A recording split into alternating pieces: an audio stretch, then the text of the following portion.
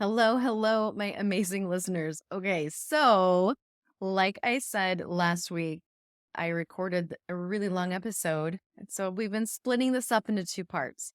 I'm going to go over Reclaimer and Chooser today. But before I do that, I just wanted to check in with you.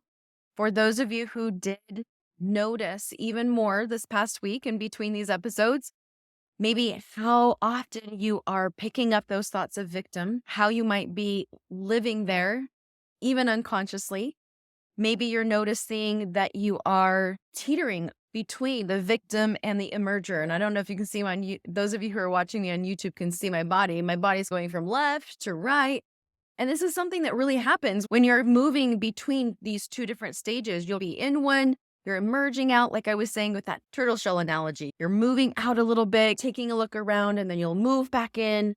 Well, the same thing is going to happen when we're moving into another stage, and that's reclaimer. You'll notice that the more you practice thoughts from reclaimer and chooser, you won't pick up the thoughts in victimhood and hold them as long. Like I said, they're going to be there. We're human. We're going to have thoughts, especially when you get triggered, right? You're going to get triggered and it's going to bring you right back to that space. But as you continue to practice and notice, your awareness is going to grow and you're going to notice you're in that space a little bit more. You'll be like, oh, yeah, I remember this is that victimhood thought. Or, oh, yeah, this is that in between iffy emerger thought. You know what? I've been there.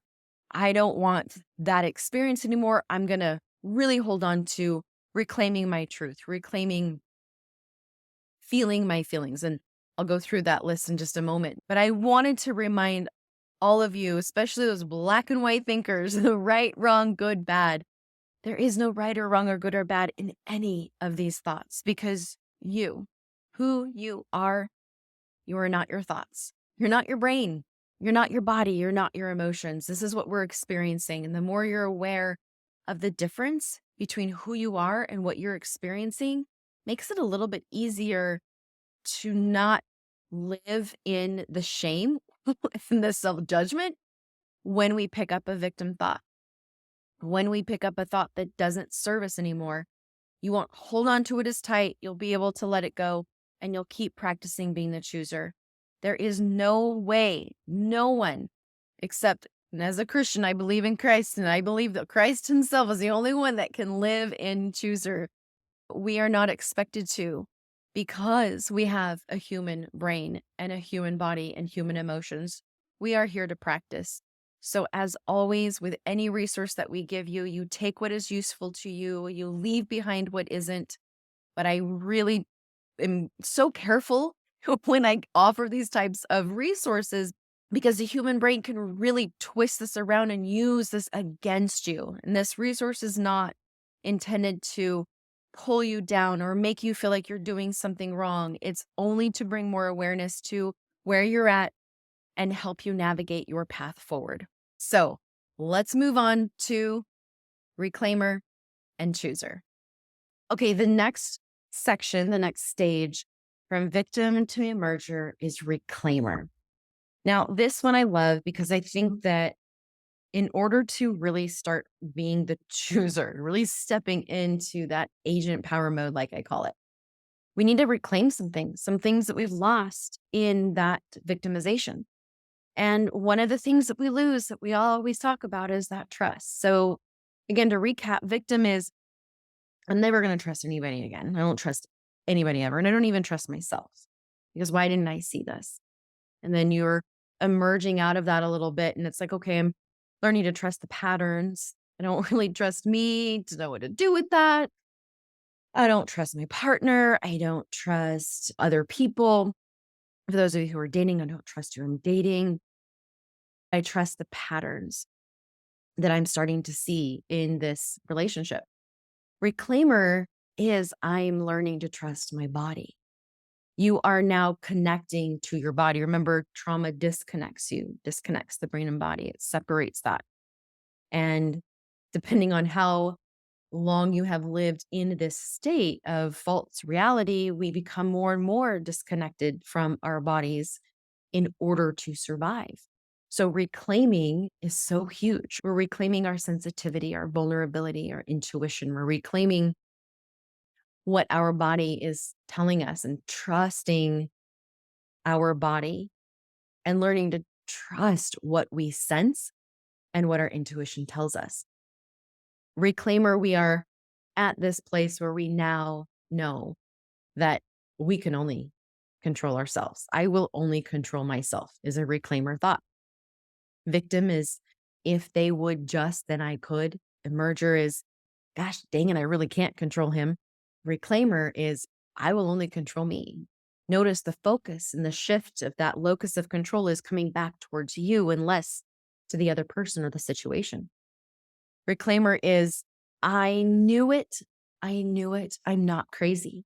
Again, when I'm doing these full therapeutic disclosures with clients, I can't help but have tears brought to my eyes in those moments where I hear my client exclaim out loud, I knew it, right? I knew it. This helps you reclaim your sense, your intuition again. It helps you realize you weren't crazy, that you did know, and that nothing really is wrong with you. You did know. You had someone in your life use abusive behavior and communication to keep you from that knowing that this wasn't a you problem. So you're starting to reclaim this sense again. And I'm not crazy is often what I hear in this reclaiming truth, right? Reclaiming knowledge, reclaiming the truth of the reality versus what you were told the reality was. Here in Reclaimer, it's I can make good decisions. When we're in victim, we can't make any decisions. We're really stuck from making any choices at all. Emerger, it's like, yeah, I just don't even know how. I don't know how. I know I need to make a decision, but I'm just not quite sure what. We're a little afraid that we're going to get it wrong still. But reclaimer is we're recognizing and reclaiming our ability to start making choices. And even if the choice we make, this is where I love Vicky Tibble Palmer's Bill of Rights and how those first two are so powerful. I have the right to change my mind and I have the right to be wrong. And when you're reclaiming your right to be wrong. So I can make good choices and I know it's a good choice because I'm not afraid to make a wrong choice either, because I know that I can always make another choice. So you're really teetering into the chooser, but you're reclaiming the sense of decision making. I think that's really the point that I want to make here is in reclaimer, because victim, you want the other person to make the choice. Emerger, you're not really sure how to make a choice. Reclaimer, you're like, no, I can make choices. I can make decisions. I can change my mind in those decisions, but I can start making some decisions. I am worthy of healthy. Gosh, that's a beautiful thing to reclaim, isn't it? To reclaim that you're worth healthy. I get to decide what healthy is and isn't for me. So I was working with a client around this. I do this a lot with my clients who are not quite sure what healthy even looks like. And when you've been victimized, when you thought you knew what your relationship was, you thought things were maybe not perfect, but gosh, not to this level, right? Now it's like, well, I don't know what healthy is. So you can get stuck in this state. One of my favorite things to do is start having clients decide for themselves what healthy looks like, to really be imaginative and visionary on what your idea of healthy looks like. And just knowing that you can actually decide that. That's a thing, right? It was for me, I didn't know that I could decide what my relationship could actually look like. I thought I was looking for other people to tell me what that looked like. And there's a lot of great advice. I've got great advice for my clients, what healthy looks like. All of my favorite authors who have books that give suggestions of what healthy looks like. But ultimately, when we're talking about your romantic personal relationship and even the relationship with you yourself, you get to decide what that looks like. In fact, you have to. In order for it to be sustainable, in order for it to align with your values, then we need to decide what that looks like. And we equally need to decide what it doesn't look like. And when you can start reclaiming that, that prepares you to start being the chooser. My truth matters. So following along this idea of being victimized because you didn't have the truth, you don't know all the truth, you're starting to find maybe trickled truth emerge, or maybe there's still little trickles coming out, but you're starting to recognize, no, I need to know the whole truth. Reclaiming you are, whether you're getting the truth from your partner or you're getting the truth because you're starting to trust your body and what your body knows about your lived experience. I think this is a really important one to point out. I will let my divorce ladies know this all the time because a lot of them will never get full disclosure. So they're trying to find closure without full disclosure. And this is where your lived experience and being able to walk through that is really important. It's why I do the relational dynamic assessment with my divorce ladies who are out of the relationship, but we use that to help them reclaim their truth. So this matters. Your truth matters. What your lived experience through that matters. And owning that, claiming that your truth is really important. If you're working on the relationship, then the truth from your partner absolutely matters in order for the relationship to heal. But when we're talking about your individual healing, your truth also matters and what you experience. I do know what's best for me. Now, this one can seem a little hard. When I've given this thought to clients or they've gone over this section, this one stands out as being one like, ooh, but I don't really know. So that's okay. You might be in a merger here. Maybe you're like, I know that I don't want that and that's not healthy. And I know I deserve better, but I still am not quite sure I know what's best for me. And that's okay. When you continue to reclaim your voice, your space, your body, your sexuality, your ideas, your thoughts, your opinions, when you reclaim those step by step, little by little, then you will start to believe that you do know what's best for you. You might not know what's best for anybody else. And a lot of times we're trying to ask other people what's best for us because we don't know. But when you're reclaiming yourself, your thoughts, your ideas, your opinions, this is part of it also. I'm reclaiming what I know is best for me. And I like to just add right now, not of all time, because it's going to change, but I know what's best for me just right now. And that lives in this reclaimer stage. Okay, the next one, I will listen to my body's story. What I've been talking about, like now to help me decide what is true for me and what is my reality, I'm going to listen to my body. I'm not going to ignore my body. When I feel that sense like something feels off, their words are saying one thing, but my body is saying another, I'm going to trust my body first. I'm going to listen to that. One of my favorite quotes from my friend and colleague, Sarah Morales, is it's your sacred responsibility to demand evidence that someone is changing. And we can't take someone's word that they're changing, especially when their words have been used to gaslight you. I think that's a really powerful point. And one of the things that we're looking for, and while we're waiting for that evidence, then our body is enough evidence. Our body is what we then believe until we have evidence. So that looks like you might be saying you're in recovery, or I'll talk to my divorce ladies. You might be saying that you're a great guy, that you don't have a pornography problem, but until I have evidence, it's my sacred responsibility to myself to trust my body until I have evidence.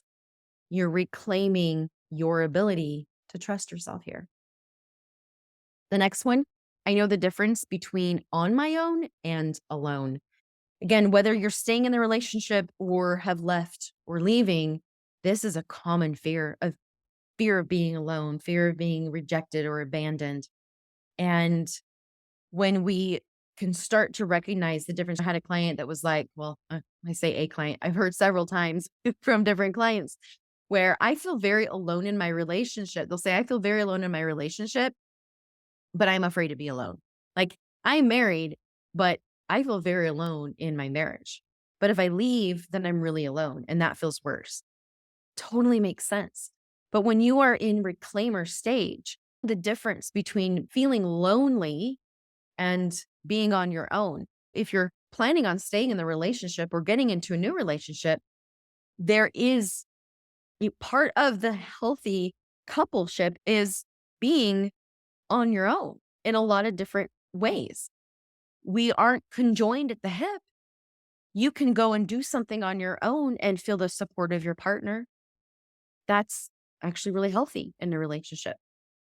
Feeling lonely is a choice. Feeling lonely is an emotion that you actually get to choose.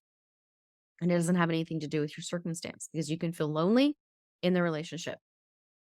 But when you understand, when you start to reclaim your identity, your independence, and whether that is because you're working on creating healthy interdependence in your current relationship, or you want in the future a healthy interdependent relationship, it still requires you to reclaim your own independence alone, not conjoined, not with someone, not I am better when I'm with someone. I can only be my best self with someone. That is not the healthy independence that we're looking for. Okay, the next one is I am stronger than I thought. I love this one. And when I've shown this to my clients, this one comes up a lot and brings some tears. Like, I am stronger than I thought. And if this one's resonating with you, just think back on a time in your life when you were in that victimhood where you didn't feel strong at all. Maybe you were told that you're not strong enough. Reclaiming your strength, reclaiming your ability to choose. That's in this section. Okay, the next one, I own my story despite what others think. Ooh, isn't this a huge one? Again, married or not, divorced, separated, either way, this is so important. Because how many people are going to have opinions or have already had opinions about your story, about your actions, whether maybe you're staying and you're being told you shouldn't stay. Maybe you're leaving and you're being told you shouldn't leave. Everyone's going to have an opinion about your story, about what you're choosing, about what's happening to you in your life. And when you start to reclaim your truth, your story, your lived experience, and start to own that more for yourself, then what others think about that becomes less important, holds less weight than maybe that did when you were in victim and emerger stages. So that's a great way to gauge whether or not we're in reclaimer is, yeah, I've got some people barking at me and I have some people saying some things, but it's not holding as much weight. It's not maybe triggering me or throwing me into a panic. And then I feel like, oh, I don't know what I'm doing. You're right. I don't know what I'm doing. Reclaimer is, that's okay. You might not see why I'm making this choice. I know why I'm making this choice, and that's enough. Okay, the next one is I'm exploring and redefining who I want to be, not who I should be. And I'll add to that, not who I should be or who others think I should be or what I'm told that I need to be. Reclaimer is you're starting to explore. This comes with exploring your values, redefining, realigning, and recommitting to your values is reclaimer. This is when I give a lot of my clients the value. Like I have a worksheet that I have them go through and they start reclaiming their values. They start getting to know who they are, reclaiming what they like, what they don't like, their interests, down to the food. Like we start whittling it down to everything, really reclaiming all things about themselves. Because again, trauma disconnects you. When you've lived in a false reality, you've been disconnected to who you are. You've maybe lost a sense of who you are. So in this stage, we're reclaiming all of that. And that takes a lot of beautiful exploration, redefining, and letting go of outside messages of what other people think, other systems, other societies, what they think you should be, or how you should show up, or what you should do. We're letting all of that go. And we're looking into ourselves here, and we're starting to reclaim that. This is where I give a lot of my clients the intimacy within workshop. It's self-paced and it goes through all of the different levels of intimacy, and they start to reclaim their connection to themselves first. That is so, so important. Okay. Oh, I love this one. I am not my trauma. When you can start really believing that who you are intrinsically, who you were created to be, the you that is enough and whole, complete, just as you are, infinitely lovable. You are not your trauma. You experienced trauma as a human. This was something that you experienced. You didn't choose it, but someone else made choices with their agency that impacted you greatly, and it became something you experienced. But it did not lessen your worth or your value or your lovability.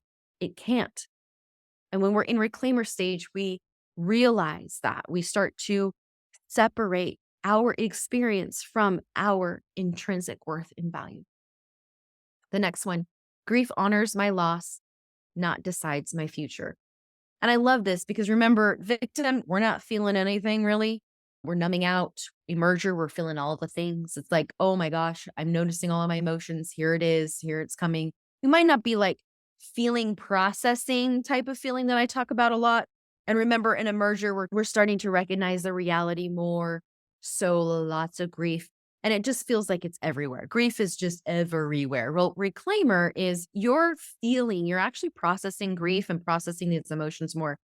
But grief does not decide your future anymore. Where I remember in emerger, it was like, oh my gosh, I'm never going to be happy again. I felt grief. I felt depressed. I felt angry. And so I just felt like because grief was everywhere, then it seeped into my future. Reclaimer is you're actually starting to reclaim so many parts of you and put them in those healthy, proper places that you are seeing that you actually can start choosing a future. That grief isn't you. So just like you're separating your trauma from you, we're separating emotions from ourselves too. We're not so identifying and moralizing these emotions anymore. So grief now in a reclaimer is honoring what I've lost because I was victimized and I lost a lot. And I'm looking at my grief now and seeing how grief is honoring all of those losses because it doesn't mean anything about me. I didn't do anything wrong. I didn't choose this. And grief isn't determining my future. The next one is boundaries are protecting me. Again, victim, no boundaries. Emerger, we're starting to see the purpose of them. Reclaimer, all right, now I have them and I'm using them to protect me as much as possible from that injury again. And you're going to look at boundaries in a completely different way here in reclaimer. You're holding the consequences here in reclaimer. This is the completion of the boundary. Like this is what's not okay. Because going back to I decide what's healthy and what's not healthy in reclaimer. And if you do the not healthy thing, then I will remove myself from the situation, the relationship, whatever. That's reclaiming your right, your boundaries to help protect that. And then the last one here that I'll mention in reclaimer is I can feel my emotions. So feels too much, I can't. Emerger, I'm noticing all my emotions. Reclaimer is I can actually start to feel them in my body. I'm processing them a little bit more in my body. It feels not as dangerous in my body to feel my emotions. I'll do a lot of brain spotting with clients that are wanting to start to actually process and feel their emotions. And we can do that in a really safe way because how brain spotting is set up, we can clamp the hose, the fire hose, so to speak, where it's not spewing out all over the place. So it helps them learn how to start reclaiming their emotions and feeling them without the fear of it spraying all over the place. Reclaimers, you're starting to lean into that. That you're not afraid of uncomfortable because you're not identifying with uncomfortable. You're not making uncomfortable or hurt mean anything about you intrinsically anymore either. Okay, the last one, chooser. I told you I was trying so hard to make this short. It's probably longer than I wanted. And it's so hard because every single every single thought I'm like, I could do a whole episode on that. I could do a whole episode on that. Okay. Anyways, moving on. Chooser, the stage of chooser. Couple thoughts. Now, tracing the different stages with trust. Victim, I'll never trust again. Emerger, I am trusting the patterns that I now see. Reclaimer, I'm learning to trust my body. Chooser is I trust myself and I've got my own back. I like to add, because I do believe in a higher power, I like to add, I trust myself and I've got my own back. And God's got my back. And I love that because when we can really trust ourselves and know that we've got our own back, it eliminates a lot of the fears that come up in these other stages when we're afraid of getting hurt again. Now, we know that because we can't control anybody else, that the opportunity as a human to be impacted it's there. We can't do anything about that, about what other people choose to do. But what we can do is trust our intuition, trust our sensitivity, trust our vulnerability, trust that we have boundaries, trust that we'll honor those boundaries, trusting our body. By doing all of these things, we are, in a sense, protecting ourselves from potential injury a lot more than in the space of I'll never trust anybody again. And it's interesting because that space feels really safe, right? In that victim, like, I'm never going to trust anybody again. And that's how I'm going to stay safe. And it's actually not true. That's one of the biggest lies. Because in that space, you're disconnected to yourself because you don't even trust yourself versus chooser, where the potential of harm is still the same. And yet you're protecting yourself a heck of a lot more when you trust yourself, trust your body, trust your intuition, trust your boundaries, and that you'll honor them. Okay, the next one. What others think and feel about me is not my business. I love this one. I love this one so much. Byron Katie, I got this one from her. There's 3 types of business: your business, other people's business, and God's business. And what other people think and feel about you is none of your business. That's theirs. And I love that because when you really believe, when you choose to believe this, it frees up so much space that is being taken up trying to assume and figure out and noodle over what other people are thinking about you. And when you free up that kind of space, you can make a heck of a lot more awesome choices. So that is a chooser empowered thought. What other people think about you and feel about me is none of my business. My choices reflect my values. So reclaiming, remember, we're starting to reclaim, redefine our values. Chooser is we're now making choices based off of those values. Not what other people think we should value or what other people think we should do. We're not being driven by guilt or by people pleasing. We're being driven by our value system. The next one is I'm responsible for my happiness.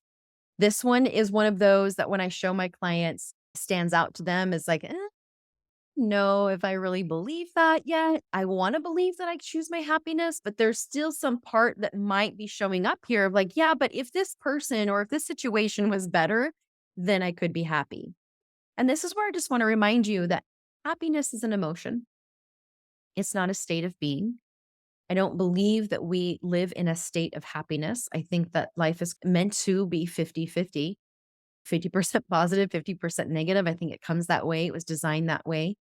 Happiness, I believe, is an emotion that we can create and that we can choose to feel that in any situation. I think of Viktor Frankl and all of his writings and Man's Search for Meaning and the lessons that he shares there of being in the concentration camps where everything has been stripped down and taken away from them. And his powerful teachings around how he realized these people can take everything away, but they cannot take his thoughts away. And our thoughts are what create our emotions. And that he realized that he can choose to think whatever he wanted and that he could then feel whatever he needed to feel to make it one more day. And that's what being a chooser is. That's what accessing your agency is. And it's so powerful to read his and other people's stories where they literally have had everything taken from them and zero power. But look at the power of agency.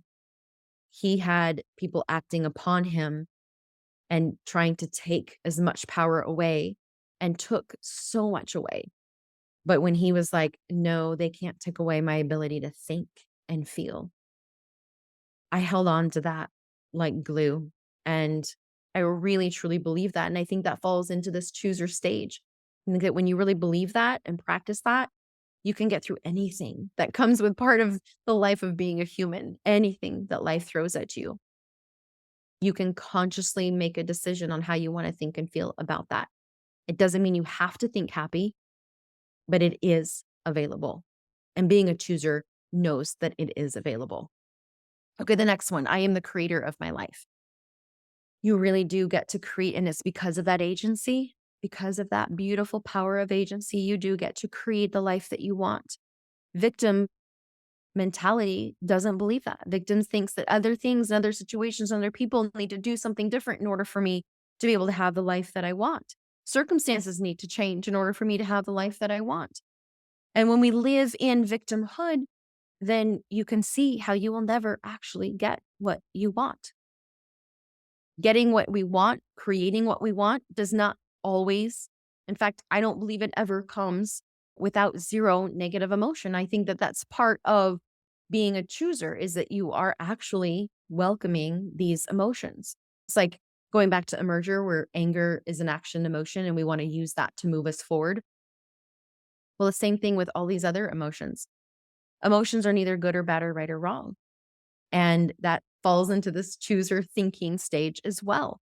It's let me get curious about these emotions and see what they're showing me and telling me. And are they useful? Are they helpful? Do they help me move forward? And are they helping me choose the experience that I actually want? Because you really are the creator of your life. I nurture myself so that I can help others. Isn't this such a good one? How many of you believed that your nurturance, your care came second or last or not at all? So being a chooser, you start to recognize that, you know what, in order for me to actually choose to serve and choose to help, I have to choose me first. I have to fill my bucket so that I can start helping other people along the way. And I think that's a beautiful part of our healing is being able to reach out and serve others. But the source of that service needs to come from a place where we are already filled with self-love and appreciation. Otherwise, when we serve and we're depleted, that's where resentment and martyrdom come. And that brings us back to victim. There's a lot of victim people that can do a lot of serving, but there's expectations attached. If the person doesn't receive the service, we can feel resentful. But when you fill your own bucket, when you nurture yourself first, then that reaching out hand to other people is something that comes from a beautiful space. And you can feel all of the beautiful emotions that come with that, despite how that service is received. Because going back to the other thought, what others think and feel about your service is none of your business. So you're able to help from a completely different space. It's not self-sacrificing to your detriment anymore. Okay, the next one. Everything that happens is for my growth. This one was one of those that I remember my therapist offering me this and being like, yeah, freaking right. That is not true. I don't believe that for 1 second. I didn't want to believe that everything that had happened to me was for my growth. But this is the growth mindset. You've heard Alana and I talk about this before, where we want to develop this growth mindset where we're always learning and developing in our own locus of control. And that's why there's no arrival. There can't be an arrival when we're always looking for opportunities to learn and to develop and to grow. For me, it releases some of the pressure to get to this certain space that if I get there, then I will be what, enough, worthy, valuable? Yeah, no. If I'm already enough and worthy and valuable, then I can continue to grow and choose and make mistakes and learn and grow and choose over and over and over. And I believe that's an internal principle. I think that that's something that just is a law of nature. So believing that everything that happens is for my growth no longer holds me captive to what this person in my life took away and chose to do to me. I get to make meaning of that experience for myself. My abuser no longer gets to make meaning, no longer gets to determine what that means, because I get to determine that and I get to decide how I want to grow from that. That puts me back in the driver's seat, and that is a chooser. Okay, the next one. I live in power, not fear. Victimhood is driven by fear. There's so much fear. We can get stuck there because of all of the fear. Emergers, we're leaning into that a little bit. We're questioning some of the fears. We're deciphering the difference between present fear and future fear. And reclaimer, we're reclaiming more of our power. And in this chooser stage, you are living in your empowerment. And when fear shows up, doesn't mean that we're not going to experience fear, but when fear shows up, it is not what we base our choices around. We're basing our choices on that sense of empowerment and agency, not fear. Again, doesn't mean you're not going to have it, but it's not how we base our choices. The next one, everything works out as it should. I cannot tell you how many times I will show this to clients and there's like a scoff after that, like, yeah, right. So that just came out of your mouth. Totally get it. And that's okay. I've shown this to clients a few months later and they're like, okay, I did not believe that before, but I actually can start to see how things are actually working out as they should, especially because they let go of controlling it. Okay, the next one. I am the author of my today and my tomorrow, not my trauma, not the person who victimized me. Nothing and no one gets to be the author of my story. No one gets to be the author of your story, of your today, of how you live today in the present, and how you envision to live tomorrow.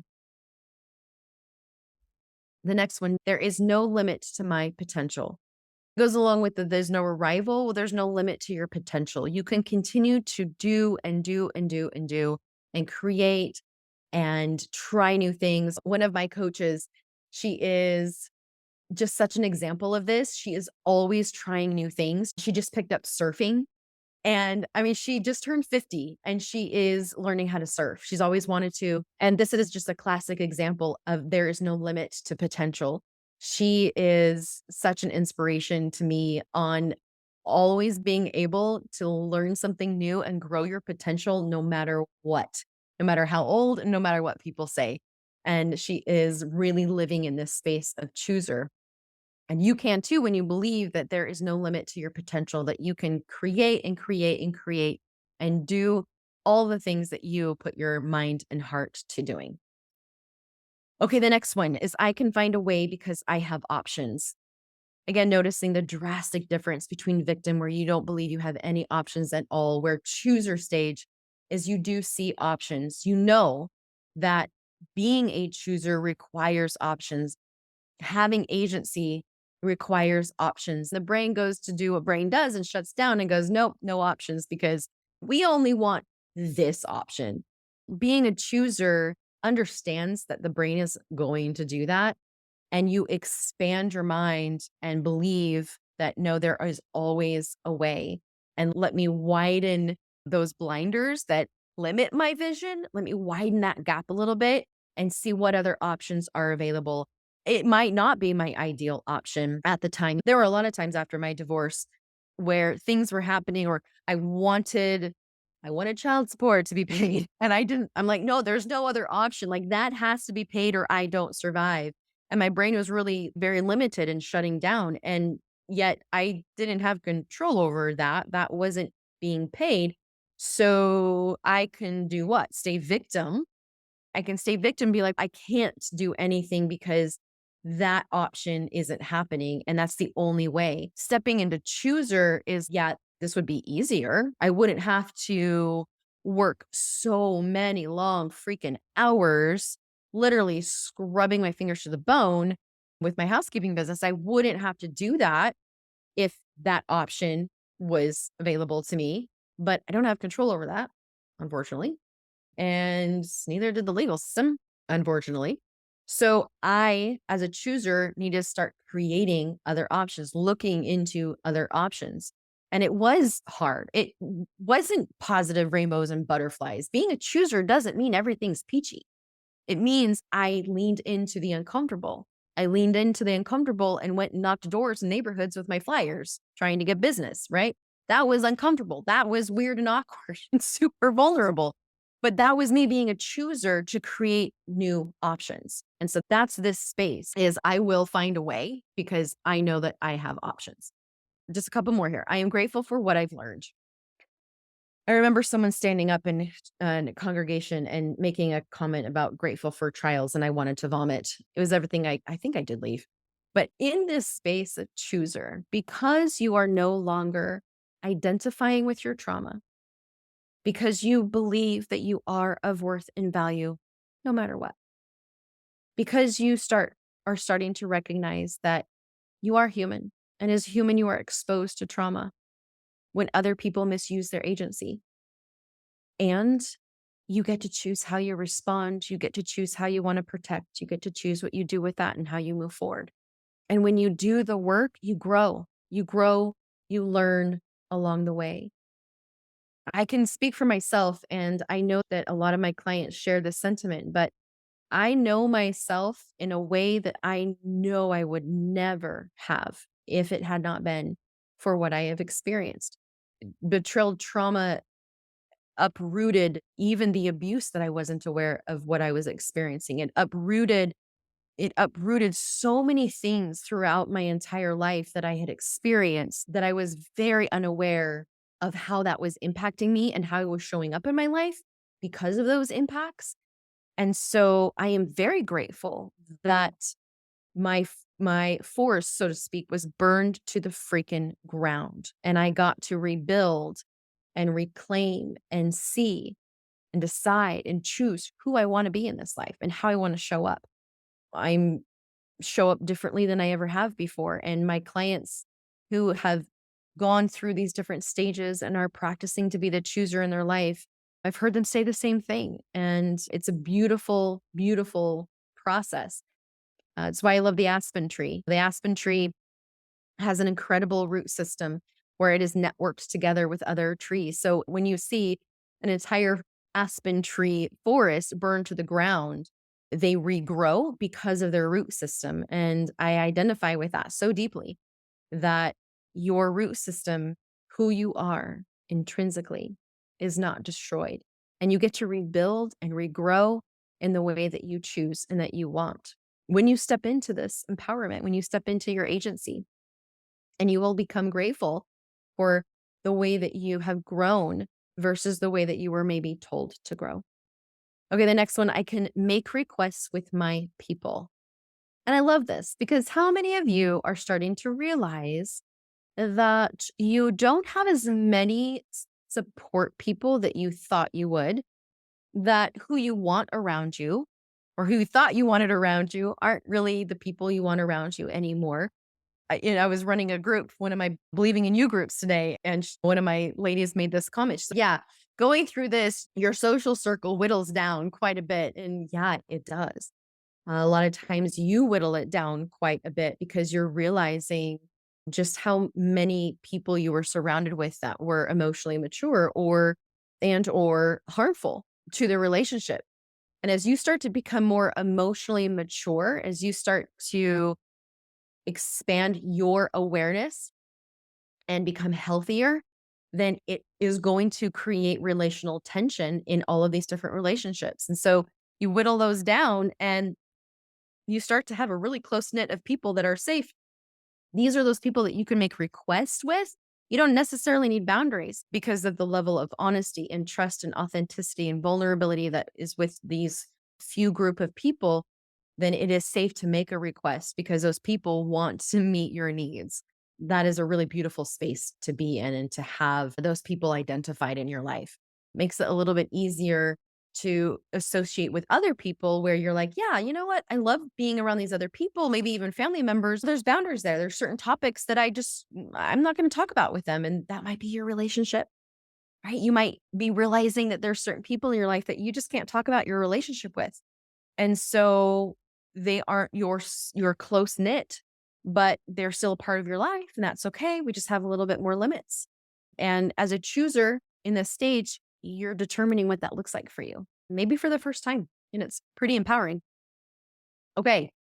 I am not my body, my brain, or my emotions. I just experience them. I've mentioned this a couple times throughout this episode, but what you are, who you are, is so separate from your brain, body, and emotions. And when you really believe that and see that, then all of the experiences that you have, even the unpleasant ones, even the hard ones, even the ones that are really, really, really painful, you are no longer making those mean something about your worth, your lovability, or your value and enoughness. And when you have an intense, hard emotion, when you feel anger, you're not identifying with the anger. You know that I'm experiencing anger and therefore I can get curious about it. I know I'm not my body. My body doesn't define my worth and value and my enoughness. I am merely experiencing life in this body. And my body is ever changing and it's supposed to be. And this is why we don't want to identify with the body because we don't want to identify with anything that changes because when it changes, then it might change our identity, our value, our worth. So we got to be really careful of what we're identifying with, right? And our body is always going to be changing. So who you are is not your body. You're not your thoughts. You're going to have over 60,000 thoughts a day. You are not your thoughts, but you can be the chooser of them. Be curious of those thoughts and then consciously choose what you want to think. That's how you become in charge of them. But you are not your brain, you are not your emotions, and you are not your body. You are the creator of your life, and you are the chooser of your life, and you can create the life that you want because you can. And that is the last thought in the chooser stage. Because you can.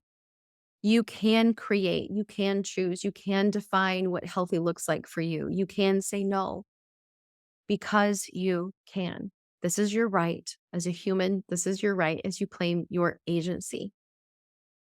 All right. I hope this helps. I hope this helps you to gain a better sense of where you might be living and stuck. Hopefully this helps give you some ideas of where you might want to start practicing and leaning more in towards. And more than anything, I hope that you can see that being the chooser is possible. That what that life can look like is possible for every single one of you. If it feels way too impossible, then reach out to a professional. Find someone to help support you in these different stages to keep you moving. If you find that you're pulling some thoughts from every single one, brilliant. Just notice that, acknowledge that, question it, see some of these thoughts in these other stages, question if they're serving you still, and maybe you can choose to let them go and pull up another thought that might be in that reclaimer or chooser section. Play around with it. The link to the whole list will be in the show notes for you. As always, thank you for listening. Continue to choose healing, choose recovery, and choose you. Take care, everybody. Hello, my name's Morgan Ellsworth, and I'm excited to share with you about the Resilient Teens support group for teens whose parents have experienced betrayal in their marriage and need support while navigating their own experience with betrayal. This will be a processing group for teens ages 15 to 18 to share their experiences and learn valuable tools for coping, such as emotional regulation, managing triggers, healthy communication, and living true to personal values. This group is open to both boys and girls, but will separate based into two groups based on gender.